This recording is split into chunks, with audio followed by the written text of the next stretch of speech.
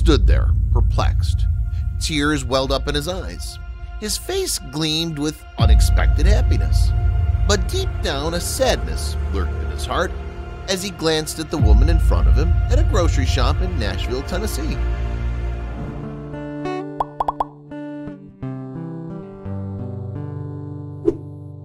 She appeared to be in her early 80s, her hands quivering.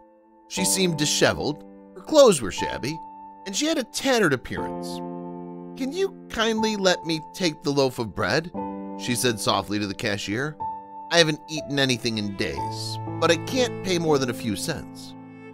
The cashier sneered at her and ordered her firmly to leave, and that's when Paul stepped in to pay for her. She gently turned around to thank him for his generosity, and her eyes welled up with tears as well. Paul recognized the birthmark above her upper lip, and his past flashed in front of his eyes. 62 years ago, September 26, 1959. Paul could never forget that date. He was at a party with his friends, playing ping pong, when he first noticed Eden. He was 19 at the time, she was 18. She was decked in a floral dress, and her very first sight convinced him that she was the one. Paul immediately grabbed a tissue from a nearby table and wrote, "Can I kiss you?"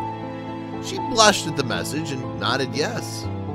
Then they left the party and walked to a park where they strolled leisurely while holding each other's hands and kissed passionately for a brief while. They began frequently meeting after this encounter, and before they knew it, they were deep in love. They made commitments to each other that they'd spend their lives together. But fate interfered, and the law, as well as their parents, prevented them from keeping their promise to each other. Back then, interracial marriages weren't legal in the United States. Because Paul, born and raised in California, while Eden was an African born in Chad and raised in California when her father relocated there for work. Despite this, they resolved to defy fate and elope one day. But Eden's mom caught her in the act and barred her from leaving the house. Paul's parents were not in favor of their relationship either, and they relocated to another state to make sure that their son didn't ruin his life after a stupid pursuit, also tricking him and lying that Eden wasn't the right girl for him and had been cheating on him. Paul was devastated and decided never to contact Eden again without giving her a chance to explain herself. But Eden never cheated on him. She was heartbroken when Paul moved to another town without informing her, and she wrote him multiple letters after discovering where he'd located, telling him he was the only one she'd ever loved. Paul didn't know about all this until he was older and discovered the letters one day while moving out to Tennessee for a job.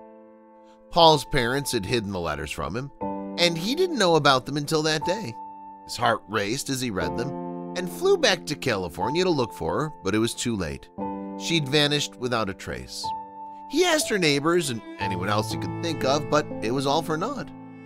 Paul accepted his destiny and relocated to Tennessee, where he met Jaden.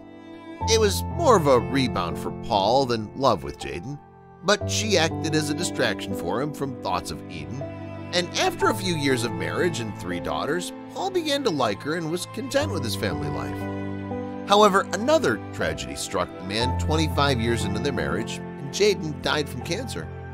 By then, the kids were grown up, but Paul made sure to look after them until they were married and settled.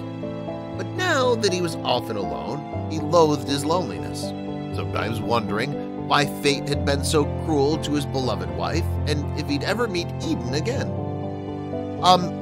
Eden? Is that you?" Paul stuttered at the woman's sight, his mouth agape. She quickly averted her gaze at the unexpected question, hiding her tears and hurrying away with the bag of bread. Paul wondered if he was mistaken and the woman wasn't Eden, but his heart told him otherwise. He gazed into her eyes, and they were the same ones he'd seen 62 years before, and her voice, though faltering, had a familiar sweetness and tone that Eden he once knew and loved possessed. He hurried out of the store, convinced he didn't make a mistake in identifying his first love. Fortunately, she was still visible, despite the thick snow falling around them, and he ran over to her before she vanished, as she did 62 years ago. "I know it's you, Eden. I know I can't be wrong. Please listen to me," he said, tapping her shoulder from behind. However, she moved her shoulder in such a way that she didn't want him to touch it and turned around. "I believe you're mistaken, sir. I'm not Eden," she said with a slight smile on her face and tears in her eyes.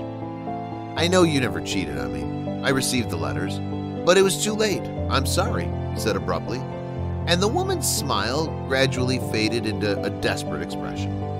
She hid her face behind her hands and burst into tears.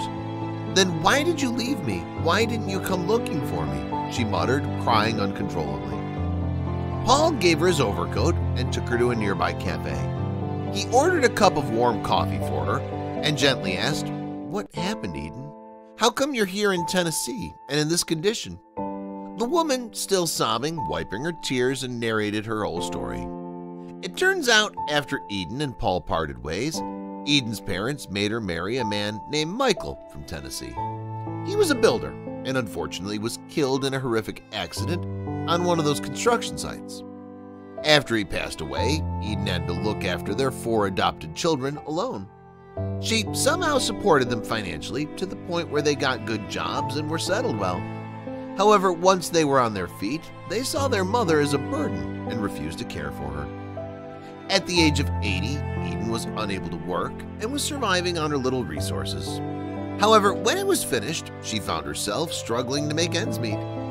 Paul's heart sank as he heard how terrible and harsh life had been for Eden. He offered her help and gently asked, "If you don't mind, you can stay with me, Eden. Will that be okay with you?" "No, Paul," Eden said, embarrassed. "I don't want to become a burden on anyone. I really don't want to be a source of problems for anyone." "Unfortunately, Eden," Paul murmured, resting his hand on hers, "life hasn't been so kind to me either. My wife died years ago, and my daughters are married and settled in other countries. I believe it was fate that brought us together. Will you not give me a chance to finish what we couldn't do before?" Eden couldn't contain her tears when Paul said that. However, she wasn't ready yet. "I appreciate your help, Paul, but there's a lot that's happened. I need some time to think about it." Paul respected her decision and assured her things would be fine soon. And from that day on, he frequented her house and helped her. Eden couldn't control her feelings for Paul no matter how hard she tried, and she fell in love with him all over again as time passed. 1 year down the line, she decided to marry him and propose to him. They had a modest, sweet wedding in a Nashville church, attended by Paul's daughters and several of their close neighbors. Eden's children refused to attend their wedding, which made her feel awful, but she was delighted to be with her first love and his family, who accepted her wholeheartedly.